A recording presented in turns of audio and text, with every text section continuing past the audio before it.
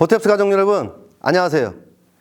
자, 지난 시간에 그 고려 품새 아랫도리에 대해서 좀 자세하게 배워봤습니다. 자, 이번 시간에는 윗도리의 시작, 과정, 끝점, 그 모양 잡는 방법에 대해서 배워보도록 하겠습니다. 자, 시연자, 차렷, 경례. 자, 고려 품새 준비. 자, 우리 시연자가 통밀기를 표현을 아주 잘했는데요. 보통 우리 정확성을 이야기할 때는 이렇게 손바닥이 보이지 않도록 하는 게 중요하고요. 손끝이 너무 높게 올라가거나 얼굴 너비를 넘어서 이렇게 너무 넓게 또는 이렇게 좁게 하지 않도록 주의하시기 바랍니다.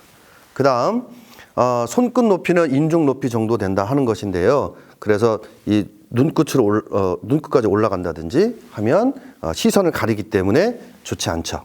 다음 손날 맞기입니다. 하나. 자, 시작점은 막는 손은 반드시 명치선 높이 정도에서 장골까지 내리지 마시고요. 그래서 어깨와 눈높이 그리고 몸끝선까지 하면 좋겠습니다. 자, 둘. 자, 여기서 목치기 하는 과정인데요.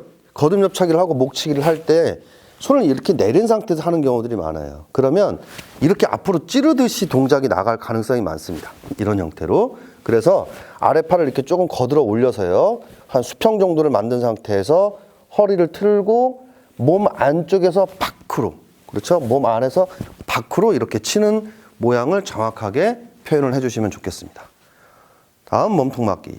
둘. 자, 지금 손발이 같이 잘 떨어졌는데요. 돌아서 손날 맞기. 하나. 다시 이어서 둘. 좋습니다. 이때 이제 허리를 좀 충분히 넣어서 바로 지르기이기 때문에 자, 이 정도까지 허리를 충분히 넣어서 지르기를 하고 이어서 막습니다. 셋. 자, 몸통 막는 과정에서도 이게 너무 낮으면 몸통 맞는 손이 너무 낮게 되면 이렇게 나가게 되니까 앞으로 뭐 이렇게 턱을 향해서 지르는 것처럼 보일 수도 있습니다. 그래서 반드시 예비 과정 할 때는 손목이 한 어깨 높이 정도를 유지해서 밖에서 안으로 막았기 때문에 세운 주먹 하나 정도 유지하면 좋겠습니다. 다음 한 손날 아래 맞고 칼제비 하나.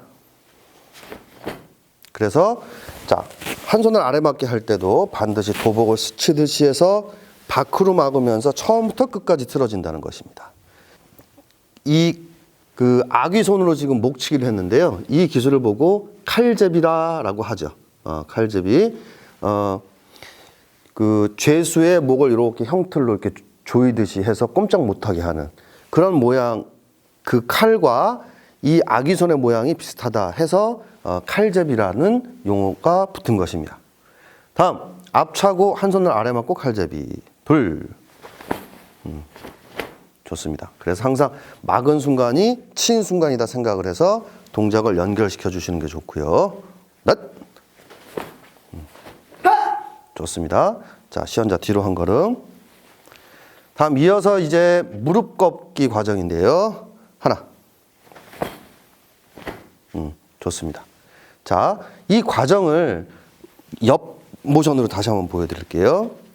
자, 상대가 이제 앞차기를 공격해 온다.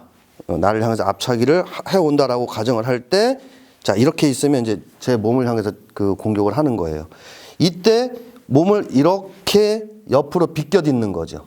이렇게 비껴딛기를 할 때, 그럼 이제 한 앞구비 정도는 이제 딛게 되는 겁니다. 이럴 때, 왼손은 종아리에서부터 발목까지를 이렇게 타고, 그렇죠?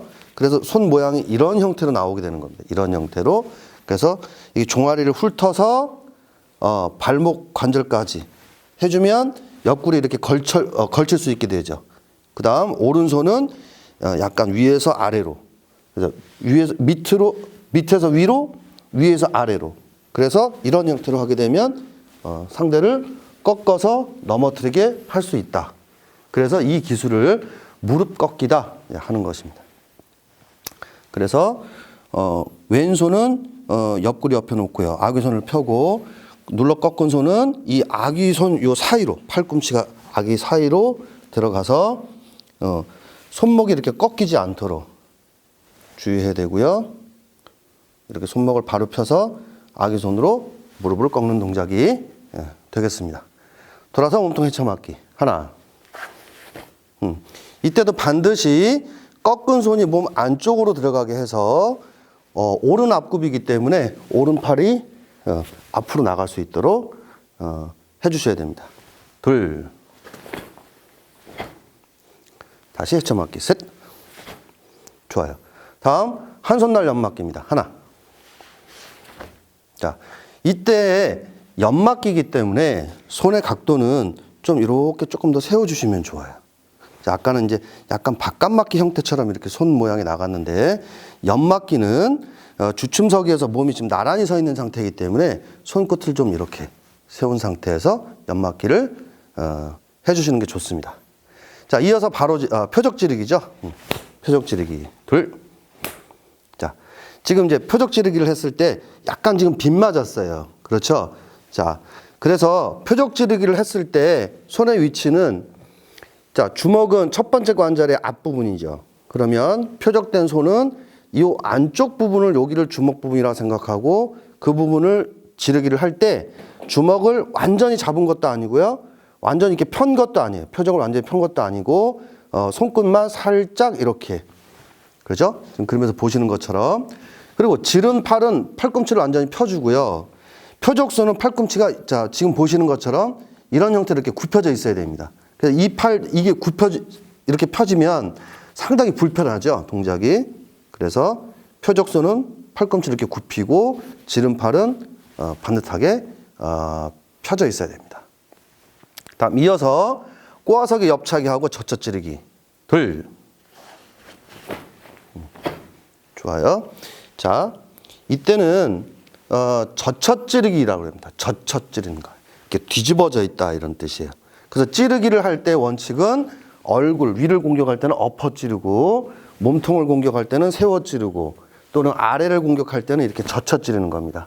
그래서 찌르기의 원칙은 엎어 찌르고 세워 찌르고 젖혀 찌르는 거예요. 그런데 이 몸통과 아래 부분은 좀 단단하잖아요. 면적도 넓고. 그래서 손끝으로 공격할 때 내 손끝이 부상을 당할 염려가 있기 때문에 이렇게 거들어 주거나 이렇게 거들어 주는 것을 원칙으로 하는 겁니다.